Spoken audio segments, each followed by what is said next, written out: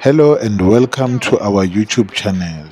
On this episode, we'll be looking at the goalkeeping position in South Africa from development, professional teams and BAFANA. Oh, they're opening now, the floodgates! Despite the recent successes of South African football internationally, there's a problem brewing. South Africa no longer has quality goalkeepers. Farouk Khan, a director at Stars of Africa, a leading talent academy in South Africa, believes goalkeeping was never made an attractive position for young players to venture into. Well, I think in most cases, the player who's less skillful becomes the goalkeeper. In most cases, because that's a position where he can't play inside.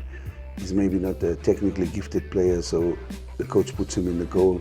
So he's just basically there to stop the opposition from scoring. But football has evolved and now there's more expected from a goalkeeper. Football has changed now to a point where goalkeepers are part of the playing staff of a team.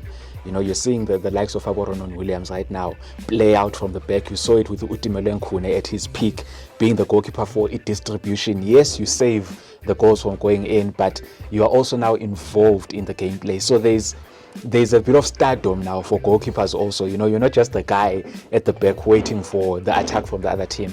Now you're also a person that's involved in the build-up play. Now there's a skill set, you know, in terms of playing, in terms of, you know, distribution, in terms of reading of the game. So I think it's become appealing now for youngsters also, and people that are trying to get into the game and people that are starting the game to really focus on goalkeepers now and what they are able to do also.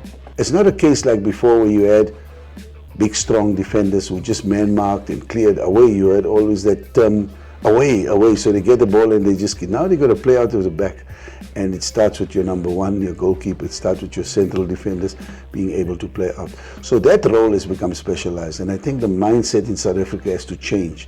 Of late, goalkeepers have proven their worth and elevated the goalkeeper profile. You know, you're looking at RONWEN Williams is at a point now where he's the leader of the BAFANA team. He is the face of the BAFANA team. We saw that with Utumele Nkune also in his time. He was pretty much the face of the BAFANA team, a leader for the team. So you've gotten to a point now where when people look at goalkeeping, the goalkeeping position, it's not just one of the 11 players, but you know, the lesser known players. Now they are part of the stars of a team, and you know, there's a lot more appeal for it now. So like you're saying, with the whole Ballon d'Or situation that happened for RONWEN, which was beautiful to see for a South African goalkeeper, you know, to be recognized at that level. Oscarine Masuluke, like you said, also with that goal, and so many of the main players in the Ballon d'Or that year were saying the goalkeeper should win it because what he did was something special. You know, you're seeing with our Alisson and Ederson now for our Brazil. You know, there's so much acclaim for goalkeepers. There is so much praise for goalkeepers, and it's now a skill set that's taken very seriously. With our goalkeepers reaching such heights internationally, do our local teams invest in getting quality goalkeeper coaches to assist the goalkeepers? No, I think there's been a lot of work done as far as qualifying keepers. Most of our goalkeeper coaches, I think, if you look at the bigger clubs, they have qualified goalkeeper coaches. Sometimes you have coaches that bring their own goalkeeper trainer because they know the importance of that position. You look at the bigger clubs, they all have goalkeeper coaches that they brought with them. You know, you look at the bigger clubs, I think all three big teams, when you talk big teams, you talk about Kaizer Chiefs, you talk about Pirates and Mamelodi Sundowns, they all have goalkeeper coaches, and who's brought them is the coaches. So I think that it takes care of it. And I think the other clubs, even in the Motsepe League, they have goalkeeper coaches that have been through some sort of training.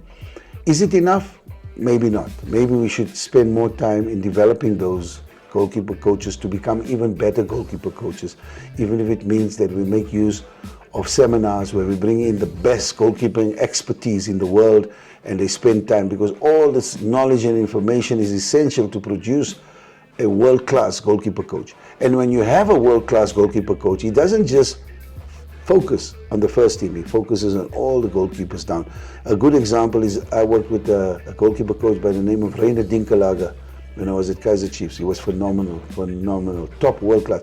In fact, Mushin Ettigral brought him to Kaizer Chiefs from Germany. So I think in South African football, for the longest time, we haven't been very good at specialized coaches for positions, right? It's only something that is starting to come into the game now. So I think, yes, there's still a lot to be done in terms of development of goalkeepers and getting teams to that level where consistently you're seeing the goalkeeper coaches being at a certain level with the coaches itself that are coming into the team. The goalkeeper coach has to be up there. I think it's something that's changing though now because of the level of coaches that we're getting and the teams that they come with. I mean, for example, Enabi at Kaizer Chiefs, when he came into the team, came with his own technical team.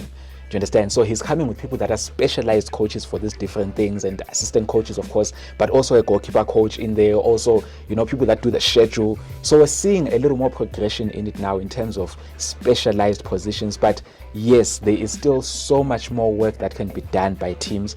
But also, let's also acknowledge the fact that South African teams have done really well in terms of developing goalkeepers. I mean, there was so much talk about how the 6 teams in our World Cup qualifier group, all the goalkeepers play in South Africa, you see. So that shows that there is a certain level of competition in that position. There's a certain level of, that you have to be at to play as a goalkeeper in South Africa. So, you can only hope that there is more work put into it to make sure that we keep elevating, because you have to keep improving. With so many goalkeepers in the PSL coming from other countries, where does that leave our local keepers when it comes to getting minutes on the pitch? Football, unfortunately, is known as a results-based business. And for most of these clubs, they are afraid to trust a young goalkeeper coming into the game. They would rather go and invest in a foreign goalkeeper. And personally, I don't agree with that. I think at some point we have to pride ourselves in what we're developing in South Africa. And also for these young goalkeepers to get to a level where they can play for these big clubs, they have to be given a chance to play. I mean, you look at, like you're saying, a lot of clubs go and get foreign goalkeepers. Like I was saying earlier, all 6 of the goalkeepers that play in our group, in our World Cup qualifier group, are based in South Africa, right? That means that there is 6 spots where young goalkeepers are not going to go in, because those goalkeepers are very important for their national teams, right? It's a downside for South African football, because I've even looked at the stats. Like for instance, if you look at there's about 17 goalkeepers that have played 10 games or more in the PSL this season. From those 17, I think only 7 of them are South African.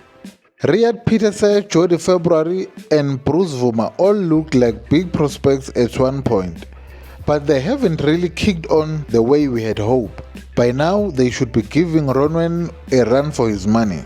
Mamelodi Sundowns have got a RONWEN Williams, who's the number 1 for the country, and also a RONWEN Williams who Sundowns needs is a team that is very result-based, because they play in so many different competitions.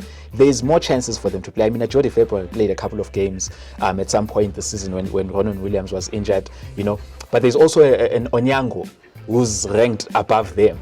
So they have to sit on the bench and wait their time for RONWEN Williams to get to a point where maybe, people say that he's probably past the going to Europe age, so probably for him to get to a point where he retires, Dennis Onyango also to get to a point where he retires. But the onus is on them also to show that quality and say, listen, I deserve to be competing for that spot, right? It's tough though against South Africa's number 1. If RONWEN knows he's the best, she's the best, who's he competing against? Competition is healthy. He needs to know somebody else is standing there waiting to take the jersey. And at the moment, that's not the case. So we need to make sure we have a bigger pool of goalkeepers, so that not only at BAFANA level, at under 17, at under 20, at under 23 national team, at club level, we need to have a better quality and pedigree of goalkeepers. Bruce Vuma you speak about, Bruce Vuma is a special case for me, because I feel like he's a goalkeeper that came through when he was really young, and we all expected that he's going to be the successor from Itumeleng Khune, right? But he spent so much time on the sidelines waiting for that opportunity, and then when it got to a point where Khune was starting to get to probably the retirement age, Kaizer Chiefs was buying other goalkeepers to come and be the second choice goalkeeper, to come and be the first choice goalkeeper. So you're not being given that trust again to say, okay, listen, we've developed you, we've given you a chance to play in your younger years. Now here's the jersey because our main goalkeeper is going off now, you see. So it's again a case of them not being given a chance. And unfortunately, as a goalkeeper, you don't get experience from training. You get experience from game situations where you are involved in the build-up play, you are learning how to get involved in that, you're saving the team when you need to. And when that is not happening, you find yourself in a position where now you're losing that confidence over time, now you're losing that momentum over time, and that's where mistakes start to creep in, because yes, you're not confident enough because you've not been given that chance on a regular basis. So I feel like that's where some of these goalkeepers that you mentioned lost their way, in that they were not given a chance on a regular basis at top teams or even at mid-level teams. And maybe for them also, they don't have that thing inside them to say, you know what, let me go to a Sekhukhune instead and get some game time there, you see. So probably that's where the issue is. They're not being given that chance to progress properly, and at the same time also maybe they haven't taken the impetus to say, let me go and play somewhere else. This has been part 1 digging into goalkeeping issues in our country. Please comment, share and subscribe to our channel to get the second installment as we look at the stats and possible solutions to this goalkeeping issue. Thank you for watching and bye bye. See you on the next one.